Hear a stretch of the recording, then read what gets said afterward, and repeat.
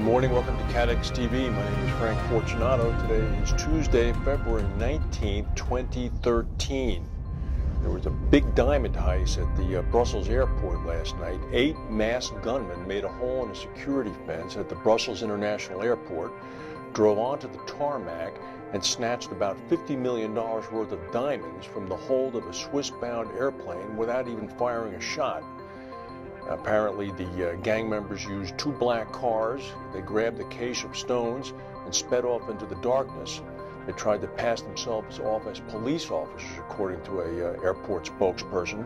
They reportedly wore outfits which resembled dark police clothing, and both cars had blue lights on top. Police are looking for clues now. They found one of the burnt-out vehicles close to the airport later last night. They're still looking for other leads. An airport spokesperson said that machine guns were flashed by the gang members, and the pilots and security workers immediately began to cooperate and gave them the loot from the hold, which was accessed from the outside. The airport spokesperson said that they could not explain why the area was so vulnerable because we abide by the strictest rules. The Swiss flight bound for Zurich was operated by Helvetic Airways, which is an affiliate of Lufthansa, the German airline. Insurance for air transport of diamonds is usually relatively cheap because it's considered to be the safest way of transporting small, high-value items. It's reported that Allianz leads the cover for the $50 million diamond loss.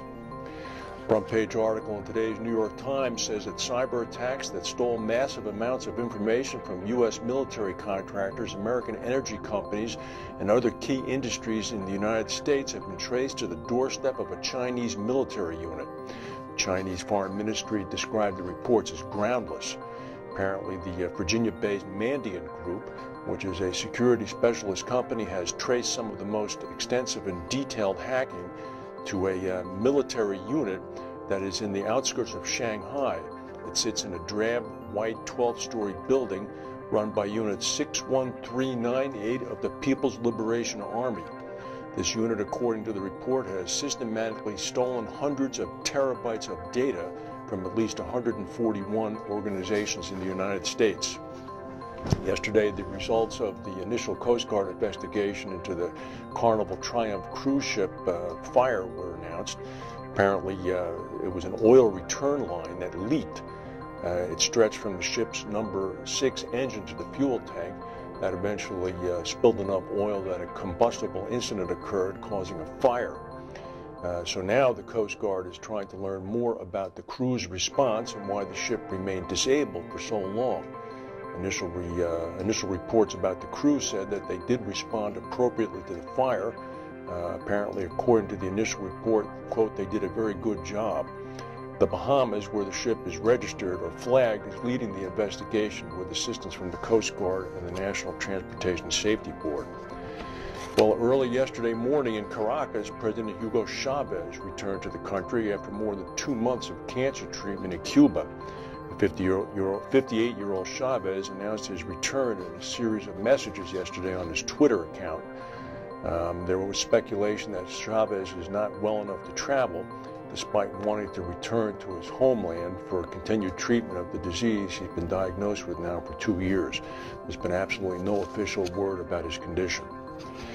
The Boeing 787 Dreamliner grounding is beginning to cause some real problems, and it's also causing some rethinking of the ETOPS rating that the FAA gives out, the extended over-water operational authorities that they give to twin-engine airplanes.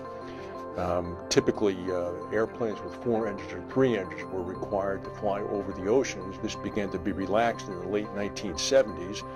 These long legs were essential for sale of airplanes to carriers who wanted to use them to fly over oceans. Initially with the 767, which was the first one to be approved, some 330 minutes were ultimately granted. Now that means that the Boeing 767 is authorized to fly over the ocean so that it can be 330 minutes away from a fully functioning airport that has a 24-hour control tower. So if one engine cocks out, the plane must be safe enough to fly on the remaining engine for those 330 minutes to get to the airport. The Boeing 777 was subsequently granted this permission, and then Boeing apparently tried to get the 787 to be granted the 330 minutes rule immediately, even before it began operation. Now, of course, as a result of the difficulties that have been faced by the 787 with the battery issues, it's likely to be quite a long time before the 787 is granted anything such as the 330 minutes. Now, of course, the problem is for the airlines is how quickly can we get the plane back in the air, and how far will it be allowed to fly? It's going to do no good whatsoever to companies like ANA and JAL Airlines to have the 787 and have it restricted to 60, 90, or 120 minutes away from an airport. It won't be serving its purpose, and those airlines will be forced to continue to use the 777s and the 767s. Of course, safety is first. There's no doubt about that. Deutsche Bank, the big German bank, is saying that insurers still face the same headwinds in 2013 that they did last year. The company said that insurers would need to adopt creative approaches to generate an adequate return as declining yields continue to undermine company valuations. Get this. To counter the price-to-book ratios, tracking long-term interest rates downward, Deutsche Bank said that insurers need to alter their asset allocations to include higher-yielding, diversified classes. Could that mean junk bonds? We don't know. We're trying to find out. And here's an interesting story from the Royal Gazette down in Hamilton, Bermuda. A shark, a great white shark, 16 feet in length and some 3,500 pounds in weight, called Mary Lee, believe it or not, the shark has a name, has been tracked swimming just over 100 miles to Bermuda's north and could reach the coast of the island in the next 24 hours. Mary Lee was first tagged off the coast of Cape Cod last September. It's been tracked swimming up and down the American East Coast. For the last 30 days or so, the shark has been swimming further from the American coast, moving in a southerly direction towards Bermuda. The shark moves at about 8 miles per hour. According to a veterinarian in Bermuda, this is a big fish. It's motoring, and it looks like it's making a beeline for us. The shark apparently is being attracted to Bermuda's waters by shoals of giant tuna. It's going there to eat. According to the veterinarian, my advice to anyone in the water is not to worry. If the shark hasn't eaten anyone off Florida, it's unlikely to eat anyone off Bermuda. While the sharks typically have a deadly reputation caused in large part by the blockbuster movie Jaws, they do not typically target people. I don't know about you, but if Mary Lee was sighted within Bermuda's coastal waters, I would not go in the water. That's the news for today. If we have any breaking news, we'll come back and tell you. Thank you for watching.